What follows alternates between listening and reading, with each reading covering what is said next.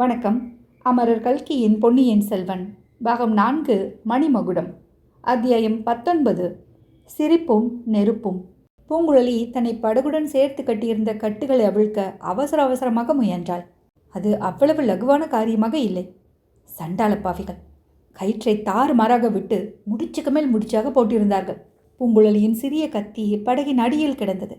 ஒரு கரத்துக்காவது விடுதலை கிடைத்தால் கத்தியை எடுத்து கட்டுகளை அறுத்தெறியலாம்.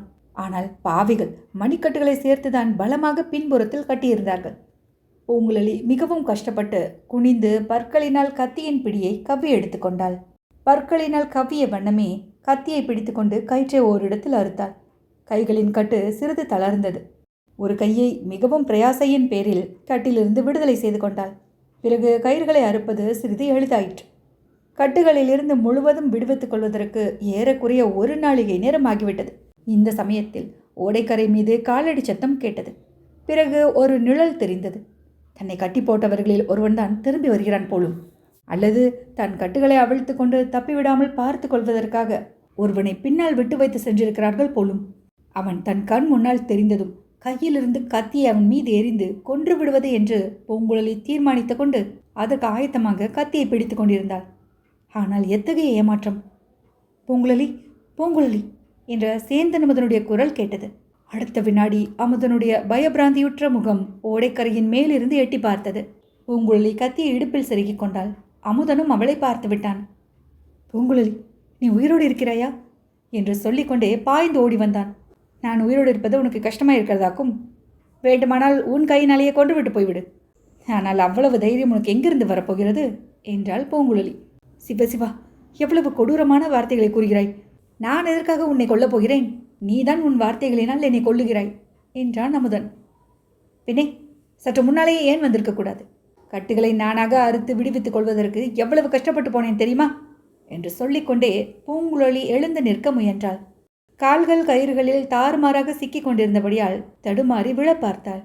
அமுதன் அலறி பிடித்து கொண்டு அவளை பிடித்து விழாமல் தடுத்தான். ஐயோ, இப்படியா பாவிகள் உன்னை கட்டி போட்டு விட்டு போனார்கள்? உடம்பெல்லாம் தடித்து போயிருக்கிறதே என்றான். இப்போது இவ்வளவு கரிசனப்படுகிறாயே, சற்று முன்னாலேயே வருவதற்கென்ன? மறுபடியும் அப்படியே கேட்கிறாயே. உனக்கு இப்பேற்பட்ட ஆபத்து வந்திருக்கிறது என்று நான் என்ன கண்டேன்? நீ என்னை போ போ என்று விரட்டினாய். நான் போய்கொண்டிருந்தேன். பின்னதற்காக திரும்பி வந்தாய். ஒருவேளை நான் செத்து போயிருந்தால் என் உடலை தகனம் செய்துவிட்டு போகலாம் என்பதற்காகவா? சிவபெருமான் தொண்டையில் விஷத்தை வைத்துக் கொண்டார். நீ நாக்கிலே வைத்துக் கொண்டிருக்கிறாய். உனக்கு ஏதாவது ஆபத்து நேர்ந்திருக்கலாம் என்று உன் அண்ணி சொன்னதை கேட்டு ஓடோடியும் வந்தேன். அதற்கு நல்ல பரிசு கிடைத்தது. இதற்குள் படகிலிருந்து ஓடைக்கரையில் இறங்கியிருந்தாள் பூங்குழலி. இந்த கத்தியை உன் மீது விட்டெறியலாம் என்றிருந்தேன். நீ தப்பித்தாய்.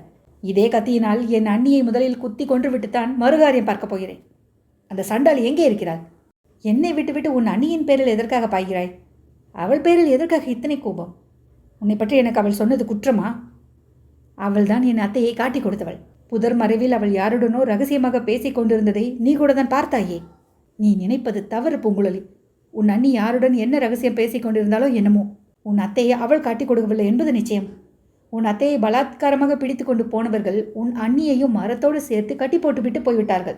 அவளுடைய தலையில் அடித்து காயப்படுத்தி விட்டும் போய்விட்டார்கள். இதென்ன வேடிக்கை! நம்புவதற்கு முடியவில்லையே. உன்னை அவள் ஏமாற்றி விட்டிருக்கிறாள். நல்லது, நீ ஏன் திரும்பி வந்தாய்? அண்ணியை எவ்விடத்தில் பார்த்தாய்? எல்லாம் விவரமாக சொல்லு என்று பரபரப்புடன் பூங்குழலி கேட்டாள்.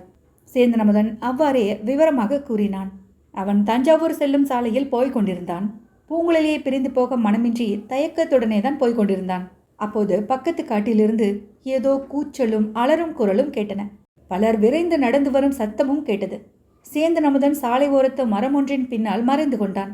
கையில் வேல் பிடித்த வீரர்கள் 7-8 பேர் காட்டு வழியாக திடுதிடுவென்று நடந்து வந்து ராஜபாட்டையில் பிரவேசித்தார்கள்.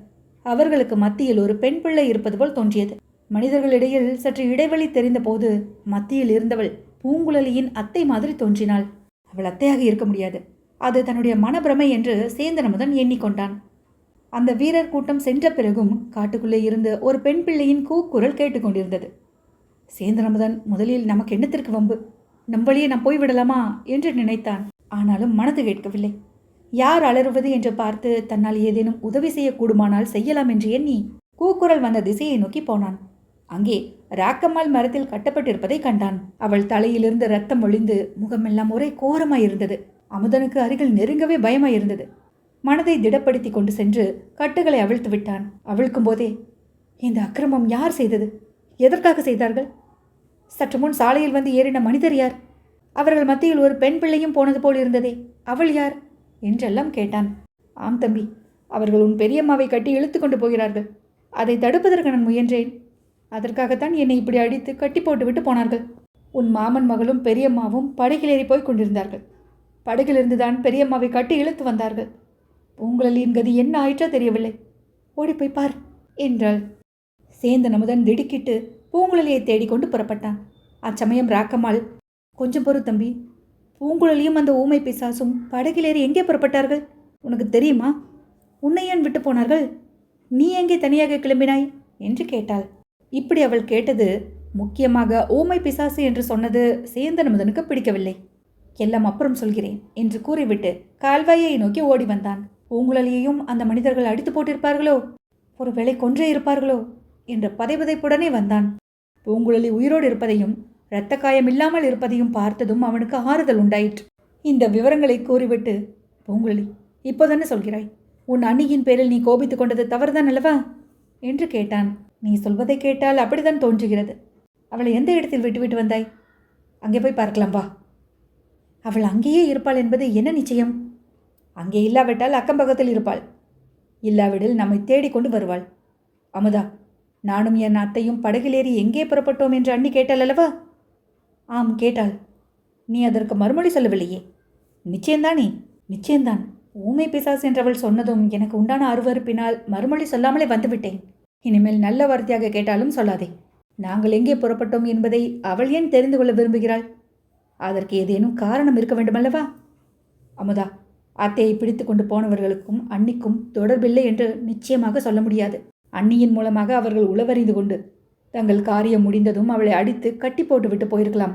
அப்படி இல்லாவிட்டாலும் அண்ணி வேறு ஏதோ துர்நோக்கத்துடனே தான் எங்களை தொடர்ந்து வந்திருக்க வேண்டும். ஆகையால் அவளுடன் ஜாக்கிரதையாகவே நடந்து கொள். முழுவதும் அவளை நம்பி மோசம் போய்விடாதே. பூங்குழலி, உன் அண்ணியின் சன்னிதானத்தில் உன் அண்ணன் ஊமையாக இருந்து விடுவான் என்று சொல்லியிருக்கிறாய். அதுபோலவே நானும் இருந்து விடுகிறேன். பேச வேண்டியதெல்லாம் நீயே பேசிக்கொள். இதை கேட்ட பூங்குழலி சிரித்தாள். உன் சிரிப்பு என் செவிகளுக்கு இன்னமுதமாய் இருக்கிறது. திருநாவுக்கரசரின் தேவார பதிகத்தைப் போல் இனிக்கிறது என்றான் அமுதன். ஏதோ தவறி சிரித்து விட்டேன், அதை கேட்டு ஏமாந்து விடாதே. என் உள்ளத்தில் அனல் பொங்குகிறது. நெஞ்சில் நெருப்பு பற்றி எரிகிறது. நெஞ்சின் தாபத்தை தணிப்பதற்கு இறைவனுடைய கருணை வெள்ளத்தை காட்டிலும் சிறந்த உபாயம் வேறில்லை என்றான் சேந்தன் அமுதன். அத்தியாயம் 20. மீண்டும் வைத்தியர் மகன். சிறிது நேரம் பூங்குழலியும் அவளுடைய அத்தை மகனும் காட்டு வழியில் மௌனமாக நடந்து சென்றார்கள். பூங்குழலி ஒரு நெடு மூச்சு விட்டு, அமுதா, உனக்கும் எனக்கும் ஏதோ ஜென்மாந்திர தொடர்பு இருக்கும் என்று தோன்றுகிறது. பூர்வ ஜென்மங்களை பற்றி இப்போது யாருக்கு என்ன கவலை? இந்த ஜென்மத்தை பற்றி ஏதாவது நல்ல செய்தி இருந்தால் சொல்லு என்றான் அமுதன். முந்தைய பிறவிகளின் சொந்தம் இந்த பிறவியிலும் தொடரும் என்று சொல்கிறார்கள் அல்லவா? அது உண்மையாகத்தான் இருக்க வேண்டும். என்று உச்சி வேளையில் உன்னை பிரிந்த போது இனி உன்னை பார்க்கப் போவதே இல்லை என்று எண்ணினேன். 2 நாளிகைக்குள்ளாக உன்னை மறுபடி பார்க்கும்படி நேர்ந்தது. அதற்காக வருத்தப்பட வேண்டாம். இந்த காட்டு வழியை கடந்து தஞ்சாவூர் சாலை அடைந்ததும் நான் என் வழியே செல்வேன். நீ உன் இஷ்டம் போல் செல்லலாம். உன்னை நான் அப்படி தனியாக விட்டுவிடப் போவதில்லை. அண்ணியை கண்டு பேசிய பிறகு உன்னுடன் நான் தஞ்சாவூருக்கு வரப்போகிறேன். என் அத்தைக்கு நேர்ந்த துன்பத்துக்கு பரிகாரம் தேடப் போகிறேன். சோழ சக்கரவர்த்தியின் சன்னிதானத்தில் சென்று முறையிடப் போகிறேன். பூங்குழலி, சக்கரவர்த்தியின் சன்னிதானத்தை அடைவது அவ்வளவு எளிதென்று கருதுகிறாயா? நம் போன்றவர்கள் தஞ்சாவூர் கோட்டைக்குள்ளேயே பிரவேசிக்க முடியாதே. ஏன் முடியாது? கோட்டை கதவு திறக்காவிட்டால் கதவை உடைத்து திறப்பேன். அது முடியாவிட்டால் மதில் சுவரில் ஏறி குதித்து போவேன். அரண்மனை வாசலில் காவல் இருக்கும் சேவகர்களை என்ன செய்வாய்? நான் போடுகிற கூச்சலை கேட்டு அவர்கள் மிரண்டு போய் என்னை சக்கரவர்த்தியிடம் அழைத்து போவார்கள். சின்ன பழுவேட்டரையரை அப்படியெல்லாம் மிரட்டிவிட முடியாது. அவருடைய அனுமதி இல்லாமல் யமன் கூட சக்கரவர்த்தியை அணுக முடியாது என்று தஞ்சாவூர் பக்கங்களில் ஜனங்கள் பேசிக்கொள்வது வழக்கம். அதனாலே தான் சக்கரவர்த்தி இன்னும் உயிரோடு இருக்கிறார் என்று சிலர் சொல்வதையும் கேட்டிருக்கிறேன். சக்கரவர்த்தியை பார்க்க முடியாவிட்டால் பழுவேட்டரையர்களையே பார்த்து இந்த அக்கிரமத்துக்கு பரிகாரம் உண்டா இல்லையா என்று கேட்பேன். அவர்கள் தக்க பரிகாரம் செய்யாவிட்டால் முதன் மந்திரி பிரம்மராயரிடம் போவேன். அதிலும் பயனில்லாவிட்டால் பழையாறையிலுள்ள ராணிகளிடம் போய் முறையிடுவேன். என் அத்தையின் கதி என்ன ஆயிற்று என்று தெரிந்து கொள்ளும் வரையில் ஓரிடத்தில் தங்க மாட்டேன். அவளுக்கு இழைக்கப்பட்ட அநீதிக்கு பரிகாரம் கிடைக்கும் வரையில் இரவு பகல் தூங்க மாட்டேன். அண்ணி என் அத்தையை ஊமை பிசாஸ் என்று சொன்னாள் அல்லவா? நானும் ஒரு பிசாசாக மாறி நாடு நகரமெல்லாம் சுற்றி அலைவேன். நீதி நீதி என்று அலறிக்கொண்டு அலைந்து திரிவேன். அமுதா, நீயும் என்னோடு வருவாயா? நிச்சயமாக வருவேன் பூங்குழலி.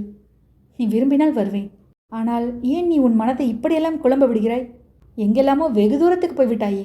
முதலில் உன் அத்தையை கண்டுபிடித்து காப்பாற்ற வேண்டியதல்லவா முக்கியமான காரியம். அவளை பிடித்து கொண்டு போன துஷ்டர்களிடமிருந்து அவளை விடுதலை செய்ய வேண்டாமா? உன் தந்தை அண்ணன் முதலியவர்களிடம் சொல்ல வேண்டாமா? அமுதா, என் அத்தை தெய்வீக சக்தி உள்ளவள். அவளுக்கு யாரும் எந்த விதமான கெடுதலும் செய்ய முடியாது. தமயந்தி வேடனை எரித்தது போல கண் பார்வையினாலேயே எரித்து விடுவாள். ஆகையால் அவளை பற்றி கூட எனக்கு அவ்வளவு கவலை இல்லை. ஆனால் இந்த சோழ சாம்ராஜ்யத்தில் பட்டப்பகலில் இவ்வளவு பெரிய அக்கிரமம் நடக்கிறதே. பராந்தக சக்கரவர்த்தியின் காலத்திலிருந்து இந்த நாட்டில் தர்மராஜ்யம் நடப்பதாக சொல்கிறார்கள். மகா சிவபக்தராகிய கண்டராதித்த மன்னர் அரசு புரிந்த நாட்டில் பசுவும் புலியும் ஒரு துறையில் தண்ணீர் குடித்ததென்று பெருமை பேசிக் கொள்கிறார்கள். சுந்தர சோழரின் அரசாட்சியின் கீழ் சோழ நாட்டில் எந்த ஒரு சிறு பெண்ணும் இரவு பகல் எந்த நேரத்திலும் பயமின்றி பிரயாணம் செய்யலாம் என்று வரையறைந்து கொண்டிருக்கிறார்கள்.